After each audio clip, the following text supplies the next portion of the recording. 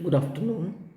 Today we shall be discussing Edmund Spenser's sonnet, which begins with the line, "One day I wrote her name upon the strand," which is actually sonnet number 75 in Edmund Spenser's sonnet sequence, Amoretti. Amoretti was written as a sonnet cycle by Edmund Spenser, and the sonnet cycle describes Edmund Spenser's courtship and marriage to Elizabeth Boyle. Amoretti as a sonnet sequence was published in 1595, and it consisted of 89 sonnets and a series of short poems called Anacreontics and Epithalamion. The volume was titled Amoretti and Epithalamion, written not long since by Edmund Spenser. So this was the original title of that publication. Sorry. Now the sonnet in question, Sonnet 75, depicts the poet's attempts to make his loved one immortal. A scene is described in which the lyrical voice has a conversation with his loved one about a particular topic. The poem is essentially and structurally a Spenserian sonnet formed by three interlocked quatrains and a couplet. It has the rhyme scheme of AB AB, BC BC, CD CD, EE, and is written in iambic pentameter. The main theme of this particular sonnet revolves around immortality in the context of love. The first quatrain of the sonnet depicts the poetic persona's attempt to immortalize his loved one. The stanza starts by setting the scene, one day.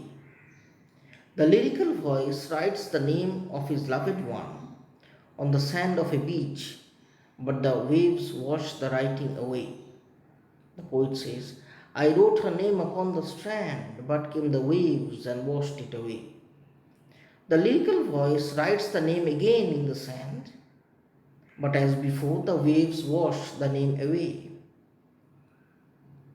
The action of the wave in this quatrain symbolizes how time will destroy all man-made things. To emphasize this action, the waves are personified as they washed it away and made my pains his prey.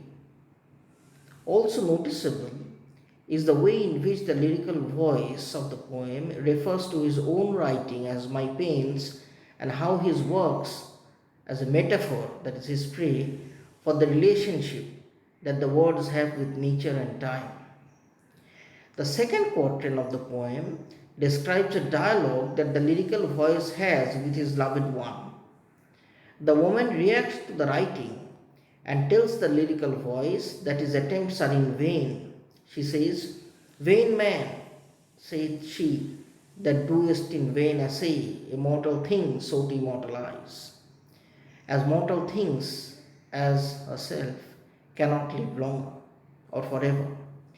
The woman introduces a new perspective to this sonnet as she criticizes the poet's actions and words, actions which are actually attempts to bring in some form of an immortality for the lady in question.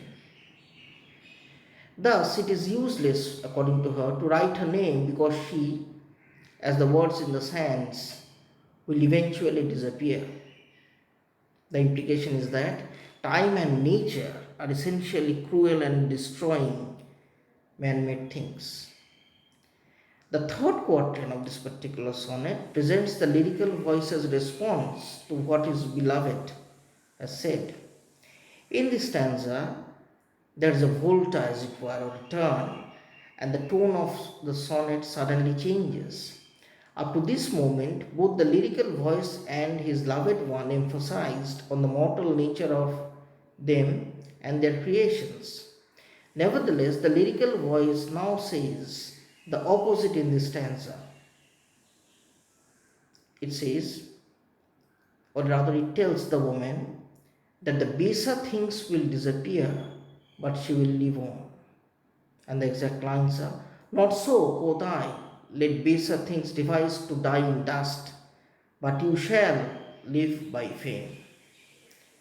The alliteration in the lines device, die, and dust are significant.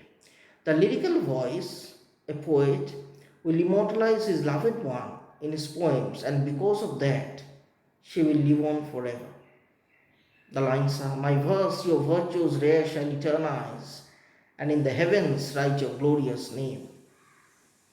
By immortalizing his loved one, the lyrical voice puts her on a heavenly space, as she will be in the heavens with a glorious name. Now the alliteration is made with V sounds in words such as verse and virtues, and they are much softer than the D sounds of the previous lines. The poem ends with a final couplet which summarizes the message of the poem. According to the lyrical voice of the poetic persona, even if everything comes to an end, their love will survive. There is alliteration in the first line with a W sound in words such as where, whenas, world, and with an L sound in the second line with words such as love, live, later, and life. The immortal quality in love and death is contrasted to the briefness in life. Let us notice again how throughout the poem there is a very melodic and stable rhythm that is formed with the regular rhyme scheme and the iambic pentameter. These devices make the sonnet calm and pleasant to the ears, besides portraying a detailed picture of the situation the poetic persona is in vis-a-vis the lady. Spenser's sonnet, that is sonnet number 75, essentially is a meditation on the ephemerality of existence and at the same time on the eternal endurance of love. He writes her name on the strand, hoping to make his love immortal. But his attempt is washed away. He makes another attempt, a second one, but again is the attempt thwarted. One feels that Spenser in this sonnet is trying to come to terms with the passage of time and the eventual erasure of his most cherished thing and moments.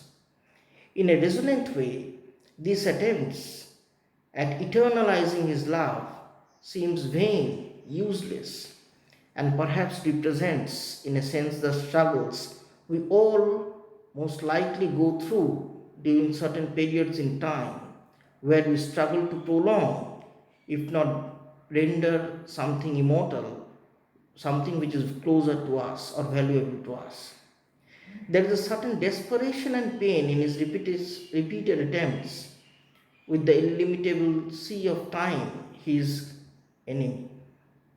From the sonnet emerges the realization that though death can subdue the world, and on one level everything fades, love will eventually and fundamentally continue and will be the force that eternally renews life and its transformations. In the sonnet, there is thus a profound marriage or a union between the transformational nature of existence and the eternal force that we all embody and experience that renews such transformations. Thank you.